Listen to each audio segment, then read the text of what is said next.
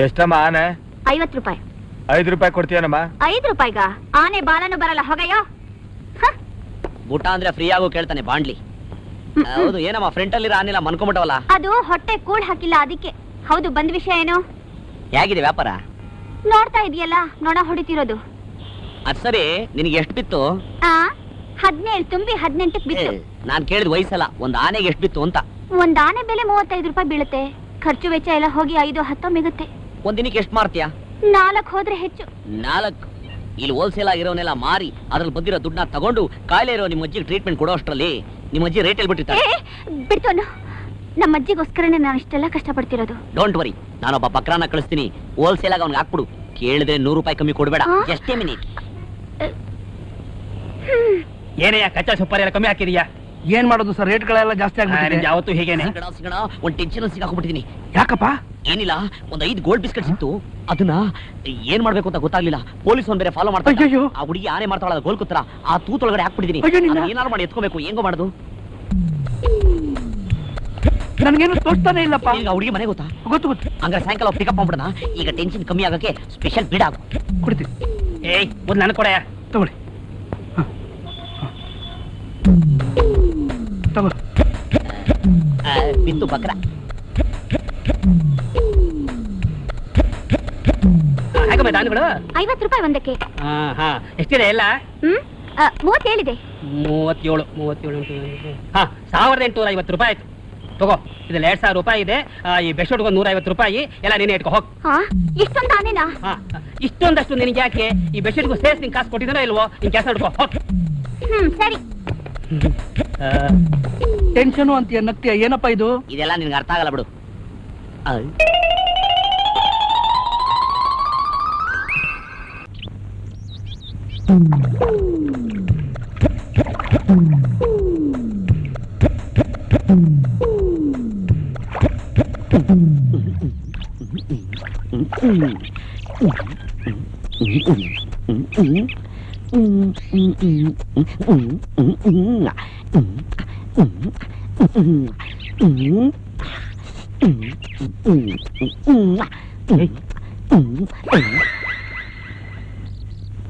ಬಾರ ಇಲ್ಲಿ.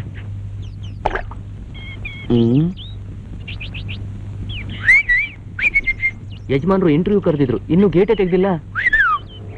8:45.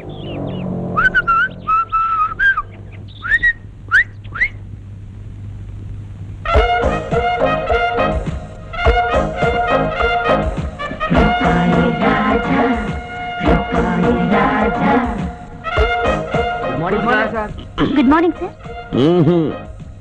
ನಮಸ್ಕಾರ. ನನ್ನ ಹತ್ರ ಇರೋದು ಒಂದೇ ಕೆಲಸ. ಒಂದೇ ಒಂದು ಪ್ರಶ್ನೆ ಕೇಳ್ತೀನಿ, ಒಂದೇ ಸೆಕೆಂಡ್ ಟೈಮ್, ಒಂದೇ ಸಾಲಿನಲ್ಲಿ ಉತ್ತರ ಇರಬೇಕು. ಈ ಒಂದು ಕೆಲಸಕ್ಕೆ 15 ಅಪ್ಲಿಕೇಶನ್ ಬಂದಿತ್ತು. ಎಲ್ರಿಗೂ ಬರಕ್ ಹೇಳಿದ್ದೆ, ಆದ್ರೆ ಇಲ್ಲಿ ಬಂದಿರೋದು 5 ಜನ.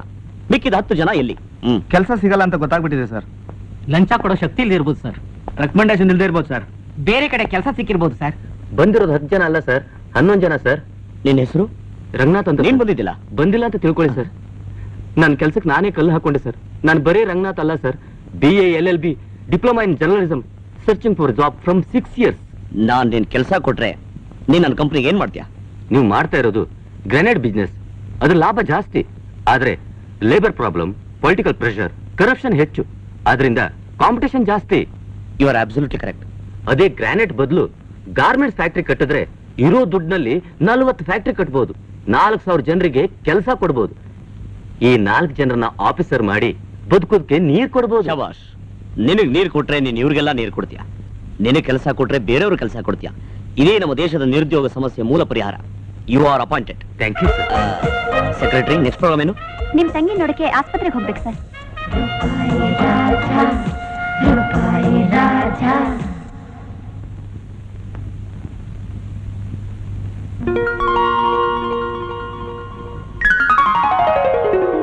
ಅಣ್ಣ, ನನ್ ಕಣ್ ಬಂದ್ಬಿಡ್ತು.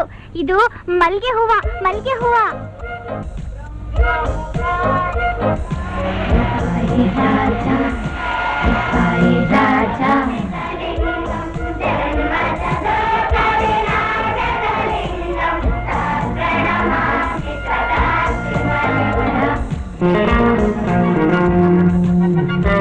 ಸ್ವಾಮೀಜಿ, ನನ್ನ ತಂಗಿ ಕಣ್ ಬಂದ್ಬಿಡ್ತು.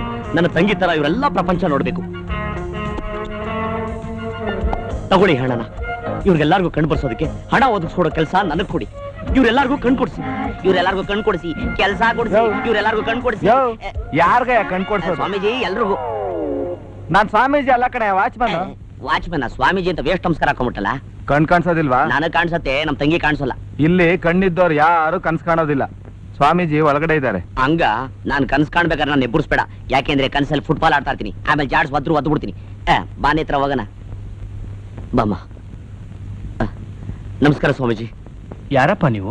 ತಮ್ಮಯ್ಯ ಅಂತ ನನ್ನ ಹೆಸರು. ಏನಾಗ್ಬೇಕಾಗಿತ್ತು? ಇವಳು ನನ್ನ ತಂಗಿ, ಇವಳಿಗೆ ಕಣ್ಣಿಲ್ಲ. ಇವಳು ನಾನು ನಿಮ್ಮ ಆಶ್ರಮಕ್ಕೆ ಸೇರಿಸ್ಬೇಕಾಯ್ತು. ಏನ್ ಕೆಲಸ ಮಾಡ್ತಾ ಇದೀರಪ್ಪ? ಎಕನಾಮಿಕ್ಸ್ ಅಲ್ಲಿ ನಾನು ಗೋಲ್ಡ್ ಮೆಡಲಿಸ್ಟ್. ನಾನು ಚೆನ್ನಾಗಿ ದುಡಿಬೇಕು, ನನ್ನ ತಂಗಿ ಕಣ್ ಬರೆಸ್ಬೇಕು ಅನ್ನೋದೇ ನನ್ನ ಆಸೆ. ಈ ನಗರದಲ್ಲಿ 3 ವರ್ಷದಿಂದ ಕೆಲಸ ಹುಡುಕ್ತಾನೇ ಇದ್ದೀನಿ. ಅದು ನನ್ನಿಂದ ದೂರ ಹೋಗ್ತಾನೆ ಇದೆ. ಪ್ರತಿಭೆ ಇರೋರಿಗೆ ತಾಳ್ಮೆ ಇರಬೇಕಾದ್ದು ಬಹಳ ಮುಖ್ಯ. ಈ ಮಗುನ ಇಲ್ಲೇ ಬಿಟ್ಟು ಹೋಗ್ಬೋದು. ತುಂಬಾ ಸಂತೋಷ ಸ್ವಾಮೀಜಿ. ನಮಸ್ಕಾರ ಮಾಡ್ಕೊಮ್ಮ. ನಾ ಬರ್ಲಾ? ಸರಿ ನೋಡ್ಕೊಂಬಿಡು, ಮತ್ತೆ ಮತ್ತೆ ಕೇಳ್ಬೇಡ. ಇದೇ ಬ್ರಿಗೇಡ್ ರೋಡ್, ಮುಂದೆ ಬರೋದು MG ರೋಡ್. ನೋಡ್ಕೊಂಬಿಡು. ಯಾರ ಹತ್ರ ರೀಲ್ ಸುಮ್ಮನೆ ತಮಾಷೆಗಂತೆ. ಲವರ್ಸ್ಗಳು ಲೇಟೆಸ್ಟ್ ಆಗಿ ಸೈಕಲ್ ಮೇಲೆ ಯಾಕೆ ಹೋಗ್ತಾರೆ ಅಂತ ಈಗ ಗೊತ್ತಾಯ್ತು. ಯಾಕೆ ಹೋಗ್ತಾರೆ? Touching touching touching. ಅದಕ್ಕೆ ಇದ್ದಂಗಿದ್ಯಾ, ಸ್ವಲ್ಪ ಚೆನ್ನಾಗಿ ತಿನ್ನು ದಪ್ಪ ಆಗು.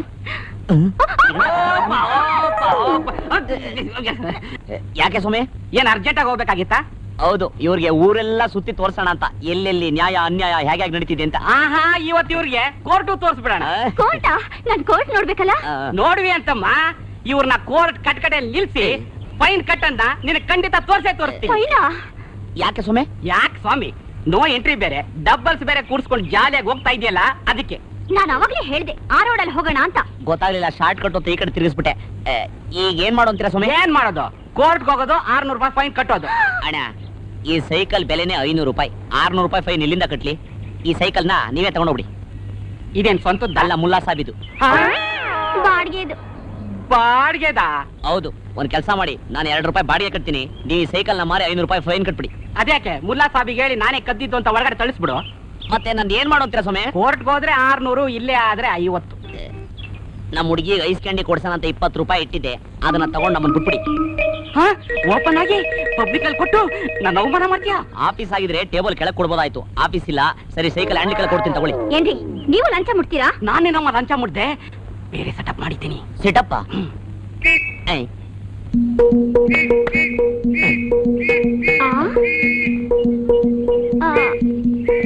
ಏನ್ ಹಾಗಂದ್ರೆ ಅರ್ಥ? ಹಿಂಗಂದ್ರೆ 20 ರೂಪಾಯಿ ಅವನ್ ಕೈ ಕೊಟ್ಟು ರೇಟ್ ಹೇಳು ಅಂತ ಅರ್ಥ. ಬಾ ಹೋಗೋಣ. ಬರ್ತೀವಣ್ಣ. ಅಯ್ಯ, ಮನೆ. ನಮಸ್ಕಾರ ಸ್ವಾಮಿ. ನಮಸ್ಕಾರ. ಎತ್ತಿ 20 ಎತ್ತಿ. ಅಲ್ಲೇ ನೀವು ತಪ್ಪು ತಿಳ್ಕೊಂಡಿರೋದು. ಅವರು ನಮ್ಮ ಮಾವ ಅವರು ನಿಮ್ಮ ಹತ್ರ ಇಸ್ಕೊಳಕ್ ಕೇಳಿದ್ದಾರೆ, ನಮ್ಮ ಹುಡುಗಿ ಐಸ್ ಕ್ಯಾಂಡಿ ಕೊಡ್ಸಕ್ಕೆ. ಅಯ್ಯೋ, ನಿಂಗೆ ಗೊತ್ತಾಗಲ್ಲ ಸುಮ್ಮನೆ. ಎತ್ತಿ. ಹಾಗೆಲ್ಲ ಹೇಳಲ್ವೇ ಅವರು? ಹೇಳಲ್ವಾ? ಬೇಕಾದ್ರೆ ಕೇಳಿ ನೋಡಿ. ನೋಡಿದ್ರ? ಕೊಡಿ ಕೊಡಿ. ನೀನ್ ಐಸ್ ಕ್ಯಾಂಡಿ ಕೇಳಿದೆಲ್ಲ, ಐಸ್ ಕ್ರೀಮ್ ಕೊಡ್ತೀನಿ ಬಾ. ಮಾವ ಮುಂಡಾಯಿಸಿದ್ದೀನಿ, ಬಾ ಹೋಗೋಣ.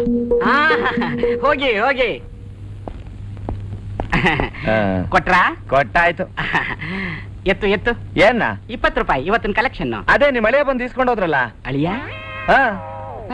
ಅದೇ ನಿಮ್ ಮಗಳಿಗೆ ಐಸ್ ಕ್ರೀಮ್ ತಿನ್ಸಕ್ಕೆ ಅಂತ ನಿಮ್ ಮಳೆ ಇಸ್ಕೊಂಡೋದ್ರಲ್ಲ, ನೀವೇ ಕೊಡೋಂದ್ರಿ. ಅರ್ಥ ಆಯ್ತು. ಇಷ್ಟೊತ್ತಿಗೆ ನನ್ ದುಡ್ಡಲ್ಲಿ ಅವಳಿಗೆ ಐಸ್ ಕ್ರೀಮ್ ತಿನ್ನಿಸ್ತಾ ಇರ್ತಾನೆ. ಚೆನ್ನಾಗಿದೆ ಅಲ್ಲ? ಎಲ್ಲ ನಮ್ಮ ಮಾವನ್ ಕೃಪಾ ಕಟಾಕ್ಷ. ಅಲ್ಲ, ನೀನ್ ಮಾಡಿ ತಪ್ಪಲ್ವಾ? ಅವನ್ ಮಾಡಿ ತಪ್ಪಲ್ವಾ? ಸರಿ, ಯಾಕೆ ಡಿಸ್ಕಷನ್? ಐಸ್ ಕ್ರೀಮ್ ಚಿಪ್ತ ಹಂಗೆ ಹೋಗೋಣ ನಡಿ. ಬೊಂಬೆ ಬೇಕಾ ಸ್ವಾಮಿ? ಬೊಂಬೆ ಬೊಂಬೆ ಬೇಕಾ ಸ್ವಾಮಿ? ಬೊಂಬೆ ಬೊಂಬೆ, ನವರಾತ್ರಿ ಬೊಂಬೆ, ಬಣ್ಣದ ಬೊಂಬೆ, ಮಣ್ಣಿನ ಬೊಂಬೆ ಸ್ವಾಮಿ. ನನಗೆ ಇರೋ ಟೆನ್ಷನ್ ಯಾವನಾರು ಬಂದ್ರೆ ಜಾಡ್ಸೋದ್ ಬಿಡ್ತೀನಿ. ಬೊಂಬೆ ಬೇಕಾ ಸ್ವಾಮಿ? ಬ್ಯಾಡ ಹೋಗಮ್ಮ. ನವಿಲ್ ಬೊಂಬೆ ಮನೇಲಿಟ್ರೆ ತುಂಬಾ ಚೆನ್ನಾಗಿರುತ್ತೆ, ತಗೊಳ್ಳಿ ಸ್ವಾಮಿ. ಮನೆಯದಿದ್ರೆ ಇಡ್ಬೋದಾಯ್ತು, ಮನೇನೇ ಇಲ್ದ್ರೆ ಎಲ್ಲಿ ತಗೊಂಡೋಗಿರ್ಲಿ. ರೇಟ್ ಜಾಸ್ತಿ ಇಲ್ಲ, 15 ರೂಪಾಯಿ. 1 ರೂಪಾಯಿ ಕೊಡ್ತೀಯಾ? ಅರಮನೆಯಲ್ಲಿ ದಂತದ ಗೊಂಬೆ ಕೊಡ್ತಾರಂತೆ, ಅದನ್ನೇ ತಗ. ಮುಸುಡಿ ನೋಡು. ಹೋಗಮ್ಮ ಮಾರಮ್ಮ. ಹೆಂಗಿದೆ ಮೈಗೆ? ನಾನಂದಿದ್ದು ಗೊಂಬೆನ ಮಾರಮ್ಮ ಅಂತ. ನಮಗ್ ರಾಜರ ಚಿತ್ರಾನ್ನಕ್ಕೆಲ್ಲ ಬೆಳಿಗ್ಗೆ ಎಂಥ ಗಿರಾಕಿ ಸಿಕ್ಕದ್ನಪ್ಪ ನನಗೆ.